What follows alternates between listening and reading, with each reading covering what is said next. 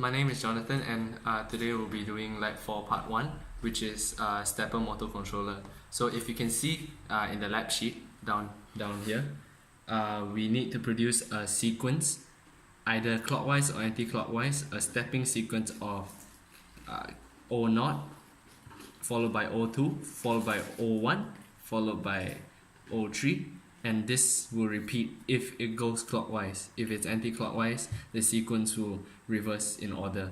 So in order to do this, we have to configure the output to configure output S0 to S3 so that when pressed, it will emit this kind of sequence. So the three main things that we need to focus on is the enable stepping, the controls, the direction of stepping, and the clock. So in this case, the clock will be set to 1 Hz, so everything will be slowed down and is able to be manipulated.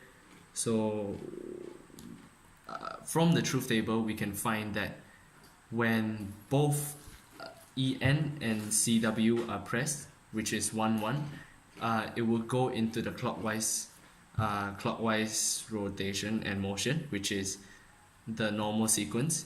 If it's reversed, then it will go from S3 to S0, which is enable stepping 1, and CW 0, which will go anti-clockwise. And these two inputs are located in the far end, both far ends of the LED module, and the output, which you can see over here at the LED module, which is O0, O1, O2, and O3. So when I press both buttons, this will follow the sequence of 0, 2, 1, 3, and repeat. If I only have an input of 1 and 0, then it will go the reverse way. So 1 1, 2, 0, 2, 1, 3, and this sequence will keep going on as long as both LEDs are 1. But if it's in reverse order, then it should be 1 and 0 as such. So 4, 2, 3, 1, 4, 2, 3, 1. And when I stop it, in the truth table, it shows that there will be no movement, so it will stay exactly which LED lights up. Okay, thank you. My name is Tristan. I'll be demonstrating Lab 4 Part 2A. So here we're required to create a maximum length linear feedback shift register using two XOR gates and another one HC164 IC. So based on the tables back here, we have to require to create a sequence that will create this combination. So 1 0 0 0 1 0 1 0 1 1 1 0 1 1 1 0 1 1 and 0 1 0 0 1, and then the whole thing will loop back itself continuously.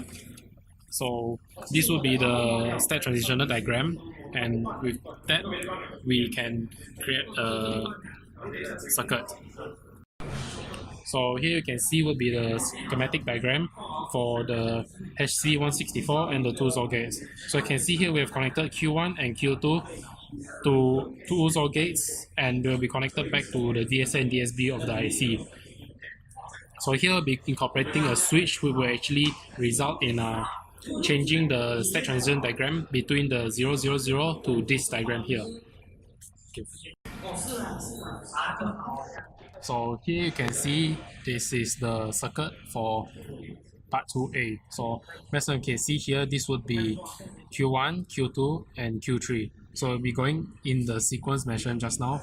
So we'll start at 1 0 1, 1 1 0, 1 1 1, 0 0 1, 0 1 1, 1 0 0, and 0 1 0, and the whole thing will just repeat itself over and over again. So now if you look at the output using the DSO, so now this, as you can see here, this is a clock that is displaying the frequency, and this here would be the output. So as you can see here, the output has quite a pattern, which is quite similar and it's repetitive, this means that this is not a pseudo-random circuit. Thank you. So now I'll be demonstrating lab 4 part 2B. So now instead of a 3-bit, we will have to demonstrate a 7-bit. So based on the question, it wants us to move only 2 wires to create the 7-bit equation. So we've moved Q1 and Q2 to Q3 and Q6 respectively to create the 7-bit equation. So here we'll see is the schematic diagram. As you can see here, we've already moved the wires from 1, 2 to 3 and 6, and the remaining wires are still maintaining the same. So now as you can see here, this would be the schematic. So only the wires has been changed from 1, 2 to 3 and 6. So now we have wired an output from Q6 and the clock to an oscilloscope.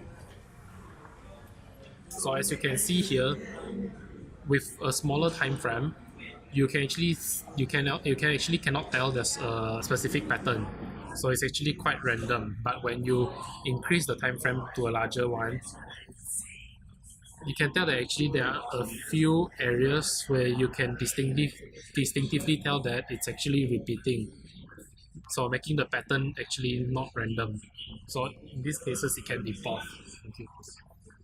My name is Wong Yin Xian.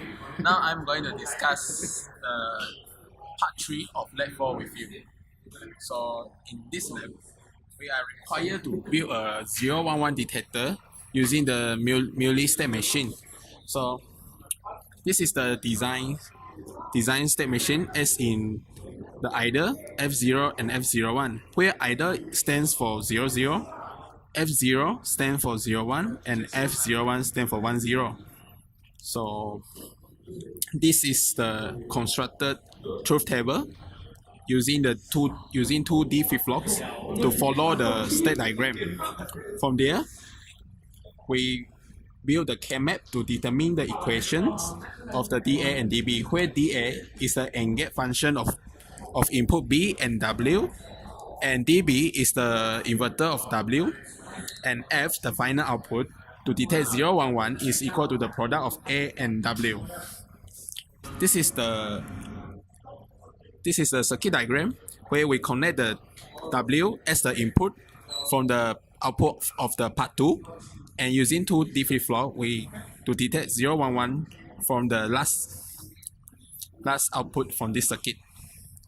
So in this circuit, this is the LED for the output of 011 detector. While we are detecting the input from this LED, which is the Q2 from the part 2. So in this case, when we see is 0, 0, 1, 0, 1, and 1, this LED will light up. So again, 0, 1, 0, 1, 1. So proven.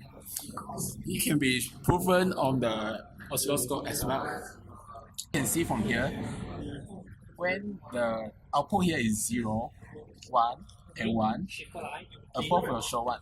So again here, 0, 1, 1, and then the 011 detector will show the output. So 0, 1, 0, 1, 1, the output. Thank you.